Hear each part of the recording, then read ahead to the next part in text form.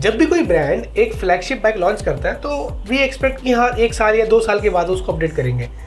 एक होता है अपडेट, एक होता है नॉर्मल अपडेट, फिर होता है मोस्ट कोटेड अपडेट, और वही इस बाइक को मिला है। Meet the Pulsar NS400 UG 2025 model.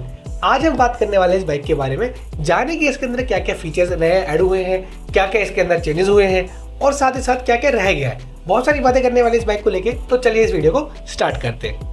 सबसे पहले बात करते हैं इंजन की, क्योंकि वही पल्सर का हार्ट है। इसमें मिल जाता है आपको 373 सीसी का लिक्विड कूल्ड इंजन, जो कि पहले भी मिलता था, लेकिन पहले वाला जो इंजन था वो 40 PS की पावर प्रोड्यूस करता था। अब मिल जाता है आपको 43 bhp की। तो इसके जो पावर फिगर्स हैं उसको मैं इस तरीके से कैटेगराइज करता हूँ कि ड्यूक 390 के साथ ना आप इसके साथ अच्छा कॉम्पिटिशन कर सकते हैं अगर आप इसको लॉन्ग रेस में ड्रैग करना चाहते हैं। तो अगर स्पेसिफिकली डिटेल्स में जाऊँ तो थोड़ा सा ECU रिवैप किया गया है, थोड़ा सा जो एयर फ्लो है इंजन का वो अच्छा किया गया है, और रिजल्ट क्या निकल के आया है, एक बहुत ही बेटर अपग्रेड। अगर मैंने इसका एग्जॉस्ट चढ़ाऊंगा ना, हल्की हल्की ना बहुत विसल साउंड आती है, जो कि हम मतलब इमेजिन करते हैं कि जैसे इनलाइन 4 इनलाइन 2 बाइक्स में आती थी ना, कुछ वैसे ही है। अब सुनिएगा।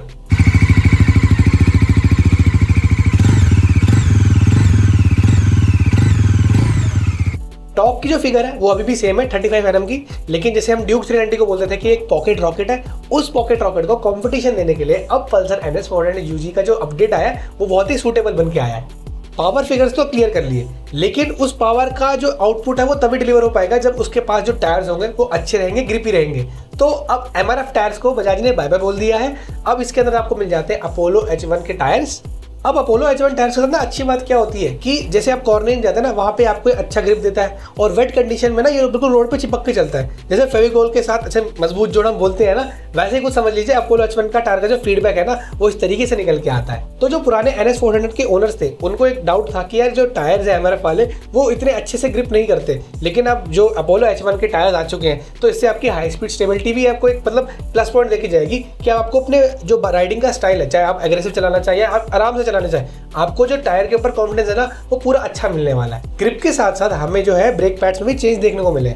पहले जो हमारे पास ब्रेक पैड्स थे वो ऑर्गेनिक आते थे, अब बजाज ने उसके अंदर सिंटेड ब्रेक पैड्स डाल दिए, जिससे कि अच्छा फायदा ये हो कि वो ज़्यादा हीट रेजिस्टेंट वाले हैं। तो आप जब एग्रेसिव ब्रेकिंग करना चाहते हैं, जहाँ पे ABS किकिंग होना चाहता है, वहाँ पे ना आपको ब्रेक करने का जो पूरा प्रोसेस है वो थोड़ा बेटर मिलेगा, थोड़ा बाइट अच्छी मिलेगी, प्रोग्रेसिव बाइट नहीं मिलेगी। और जो ग्रिपी टायर्स आपको जैसे अपोलो H1 के मिल जाते हैं, तो दोनों कॉम्बिनेशन जो अच्छा निकल के आ रहा है ना, उससे राइडर को कॉन्फिडेंस जरूर मिलता है कि अपनी ब्रेकिंग पे और कॉर्नरिंग पे दोनों पे ये अच्छा काम करेंगे। अभी तक जिन अपडेट्स के बारे में मैंने बात करा उसके बारे में शायद आपको गूगल रिव्यूज या ऑनलाइन फोरम से पता चल गया होगा, लेकिन एक सरप्राइज अभी भी निकल के आ रहा है, वो है इस बाइक में क्विक शिफ्टर का ऐड होना। जी हाँ, आपने सही सुना है। अब इसके अंदर आपको क्लचलेस शिफ्ट्स मिल जाएंगी, अप शिफ्ट हो डाउन शिफ्ट हो, अब आपको जो क्विक शिफ्टर वाली फीलिंग है वो मिल जाएगी। ये जो फीडबैक निकल के आ रहा है, मैंने पर्सनली खुद जाके बजाज के सेल्समैन से पूछा है, तो आई कैन अश्योर यू कि हाँ अब इस बाइक में क्विक शिफ्टर आ गया, लेकिन इसको स्विच ऑन या ऑफ करने का मैकेनिज्म अभी भी डाउटफुल है कि बजाज ने प्रोवाइड करा है या नहीं। लेकिन स्टिल अगर आपको क्विक शिफ्टर मिल जाता है तो obviously it's a better upgrade if you want to switch from like Triumph speed 400 Harley एक्सोस 40। मतलब आपको वो वाली चीजें मिल रही हैं जो आपको एक नेसेसिटी थी कि यार बजाज पल्सर अगर ये भी दे देता ना तो मजा ही आ जाता।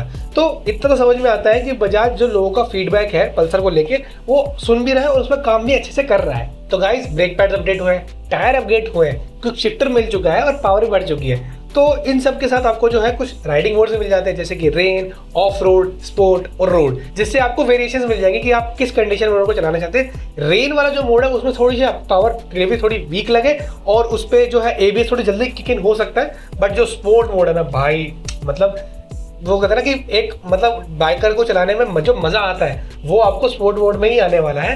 तो वो चीज़ का ध्यान रखना कि हाँ अगर आप स्पोर्ट मोड चलाएंगे शायद थोड़ी सी माइलेज कम मिले। बाकी की जो लेटेस्ट फीचर है जैसे turn by turn navigation, call SMS alerts, Bluetooth connectivity, ये सब आपको मिल जाता है, जो इंटरसिटी ट्रैवल में आपको करने में पता भी चल जाएगा और कौन कॉल कर रहा है वो भी पता चल जाएगा।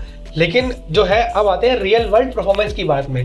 अगर इसको आप क्रूजिंग पर्पस के लिए भी लेंगे ना तो 120 से 130 तक तो आपको मतलब बहुत प्यार से ले जाएगी क्रूज करते वक्त। तो जो रेस्टलेसनेस होती है ना बाइक को चलाने में वो बहुत मुश्किल ही आपको मिलेगी, और अगर आप इसको फुल थ्रॉटल के साथ लेके जाना चाहते हैं तो मैं बोलूँगा 160 is very doable, very achievable.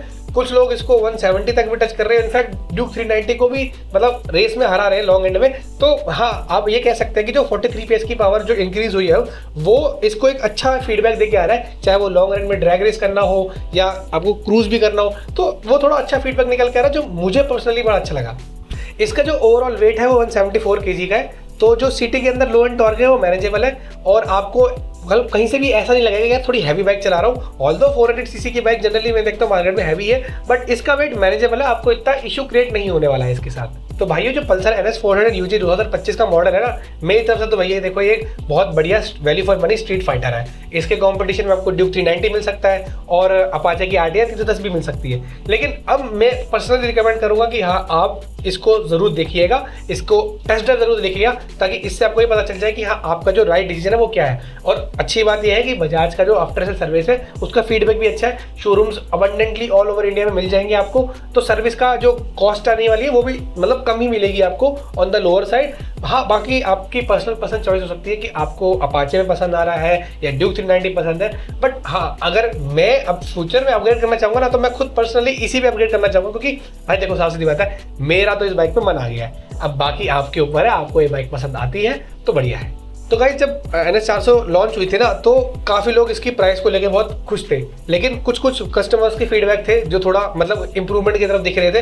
तो अब बजाज ने वो वाला काम भी कर दिया है, जिससे कि मेरी तो पर्सनली बहुत फेवरेट बाइक हो चुकी है और जो लोग इसमें अपग्रेड ढूंढना चाह रहे थे उनके लिए अब ये बिल्कुल फर्स्ट ऑप्शन बन चुकी है as compared to its competitors. अब मेरा आप लोगों से ये सवाल आ जाता है कि क्या NS 400 आप लोगों की बाइंग लिस्ट में है या नहीं। जो भी आपका थॉट है मेरे कमेंट सेक्शन में आप बता सकते हैं। बाकी सब्सक्राइब करें हमारे चैनल को, लाइक करें इस वीडियो को, शेयर करें अपने दोस्तों में, और अगर आप मीटियोर का ओनरशिप रिव्यू देखना चाहते हैं आप स्क्रीन के इस तरफ देख सकते हैं। बाकी मिलते हैं आपसे अगली वीडियो में, तब तक के लिए पीस।